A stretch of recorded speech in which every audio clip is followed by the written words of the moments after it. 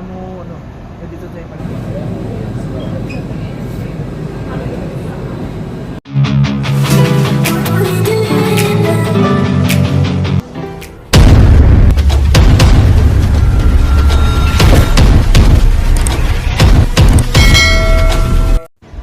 So welcome back to my channel guys, this is JB23 Vlog.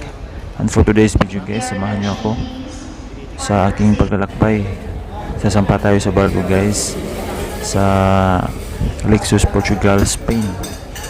So ito pala yung OFW launch na free only guys.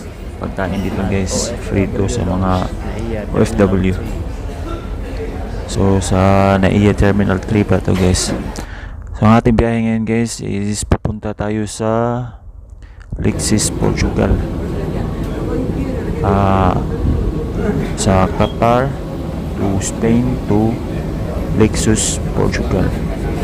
So ngayon guys, boarding na tayo papuntang Qatar sa Hamad International Airport sa Doha, Qatar guys. It takes mga 10 hours. At sa video na to guys, nandito na tayo sa Qatar Hamad International Airport. Napakaganda na airport, luxury airport to dito guys, at isa sa magandang airport sa buong mundo.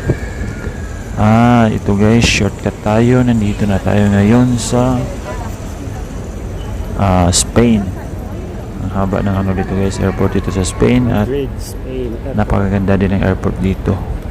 So isang oras lang yung pagitan ko dito guys, nagmamadali ako dahil yung connecting flight ko ay napakalayo, at yung security dito guys, yung inspection lahat na ano is very strict to guys, napaka-stricto nila. Ang hirap ng ganito na 1 hour lang yung connecting flight, so wala tayong magawa dyan guys. Iyan yung binigay sa atin ng company, at sanay na tayo dyan, at mabilis lang talaga guys. Always double check lang palagi sa ating mga gamit. Importante niyan mga travel documents natin guys, na always double check na, at saka yung mga valuable things guys. So nakarating na ako guys after 28 hours guys. Nakarating na tayo dito sa Lexus, Portugal Airport. So ngayon guys, solo flight tayo.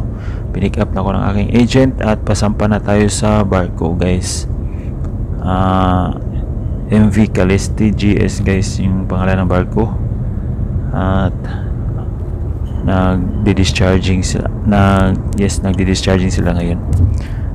So ito yung sundo ko, ihatid ako sa barko guys. So this is Seaman's Life na may share ko sa inyo, na minsan talaga solo yung pagsampa at saka yung pag-uwi.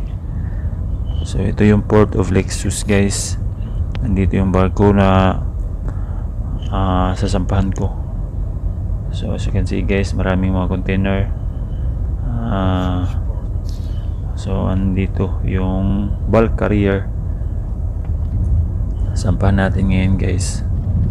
So yun, summer dito sa Portugal, at napaganda ng ano guys, araw dito.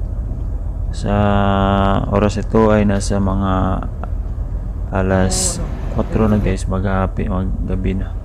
So ngayon guys, andito na ako sa barko. Nadiskarga pala yung barko ng scrap metal guys.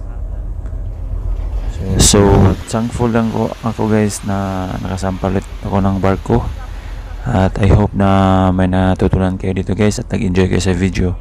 Thank you for watching guys, bye bye.